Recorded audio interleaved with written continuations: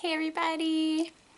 So, I was asked some crazy things today. I had some sessions today with clients, and it was probably one of the most challenging ones I've had in a while. We're coming through, God, I keep saying this. I don't want to have to keep saying this, but we're just still, a week out of the year, and Spirit doesn't care that the year changed. I know you guys are gonna hate me for saying that as well, but we're coming through a year of major shift. In our rear view, it's just right there. It's the car right behind you, right?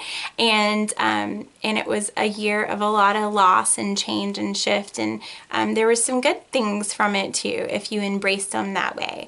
There were some crazy moments and there were some calm moments that came, like last year was the hurricane, and we came through like a little eye of it, and the other side of the hurricane is still a hurricane, right? If you've ever lived on the coast, you know what I'm talking about, and you embrace the eye of the hurricane, and the beauty that comes from that until the next wall starts to approach. And that was our last year, a hurricane of 2020. Not to mention we had a shit ton of actual literal hurricanes. These things that happen in the physical, it's not ironic. These are synchronicities of things that are happening in the spirit world. So spiritually, last year was nothing but a year of hurricanes, and physical world had them too. So just throwing that out there, pay attention to your synchronicities. And so where I was going with that is the client was new to this work, but like a lot of people who are reaching out, trying to find something in this year, they need something. They're trying something different. All you light workers out there who are doing practices such as mine with medium work or psychic work or a combination of both. I don't care what you call yourself, but you are helping or trying to help people as you're helping yourself, because that's a big piece of it. You can know that you have some people who come in who are coming because that is their religion, to come and seek God and enlightenment and spirit through spiritual works other than just church, right? And then there's other people who are discovering that they're not being fed in their usual ways now, and they need a different avenue, and they're trying to find those, whether friends telling them to try it, or they're finding on the internet, or they're Googling this word and they want to know what this is about, but they're finding you. This is a year of finding things, finding your way, finding your place, trying to understand whatever just happened to you. This is the year that we're going into. So behind us was the hurricanes. It's just right there, the car right behind you. And then in front of us is like, oh my God, what are we going to do with it? And we don't always have the answers, right? I don't have all the answers. I have specific mentors that I trust, that I go to. I have my own practice with God and my own trust of intuition and prayer. Okay, I have those tools, but I didn't always have those tools. And so we're talking about a generation of people who are a combination of having tools and needing tools, right? So it's a very weird place that we're in. But this client was not very versed in spirit world. It was one of their first experiences coming into it, and there was a lot of bravery in that aspect. And the thing that came to me most in the session was, are you here for me to prove to you that this spirit work is true? Or did you come because you want to believe that it's true, you want to believe what's happening, and you want it to help change your life? Because you can be a little of both, but at some point you have to choose. Because the energy of doubt and skepticism doesn't allow you to move into the energy of belief. They don't go together. They're very yin-yang energies. And so this client was just battling this in the session. And it came to me to talk about that our role is not to convince each other of anything anymore. We have a society right now that is burning itself down. We're destroying our own things. We are destroying our own humanity. We're looking at each other and not recognizing anymore that we are tied together with this energetic string. And if I hurt you, I'm hurting myself. We're in a society where we've lost, for the most part, our freaking minds.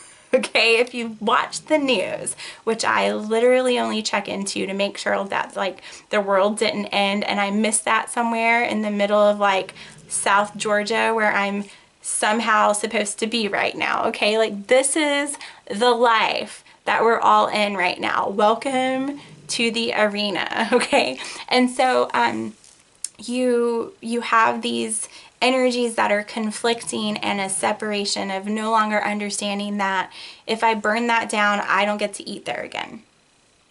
Right? That should be common sense, but we're not in a place of common sense. Or if I hurt you because of the color of your skin, I'm hurting myself, because we're really all connected. And like, you know, let's get real with this whole, all the, I don't know if any of you have done like your DNA testing. Like this is a big fad to do right now. Well, I am super obsessed with that stuff. I want to know like who my 7th great grandparent was. And I wanted to know like, what made me do it, all of those crazy inquisitive things that happen in my brain. Like, where did I really come from? Like, I wasn't just born in the South with these, you know, people around me. It didn't just start there. Like, who came before me? And so if we, if any of you have done the DNA testing, it's quite, eye-opening on how connected we all really are. Like the backgrounds that you could come from that you would have had no idea were a part of you. And if you bring that forward into what I already used, the scenario with hurricanes, like what's happening in the spiritual world is happening in the physical. The Bible even talks about that. Spirit workers talk about that. You know, because not all of us are, we can't always be in spirit world and we're living in this physical world.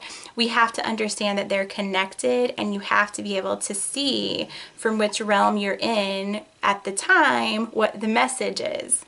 Does this make sense? Are you guys with me on this?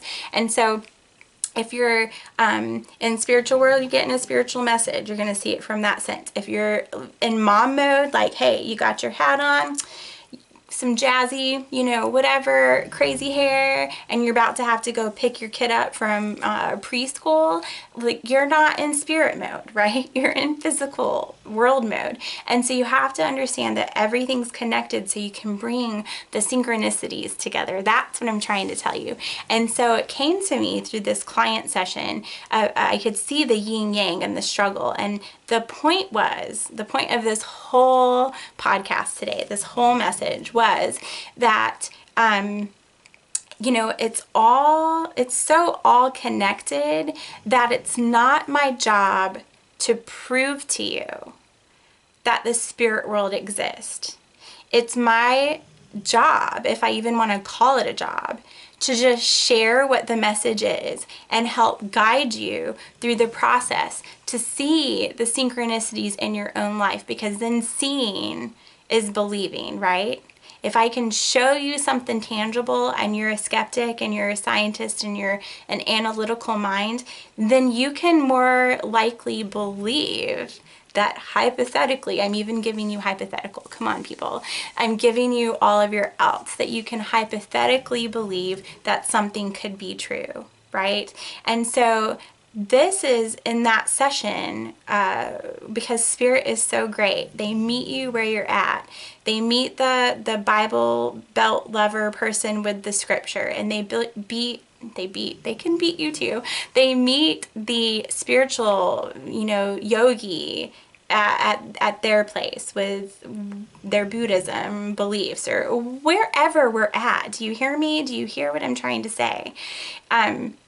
Spirit has a way of meeting us where we're at to give you the message that you need to hear for it to make sense in your life.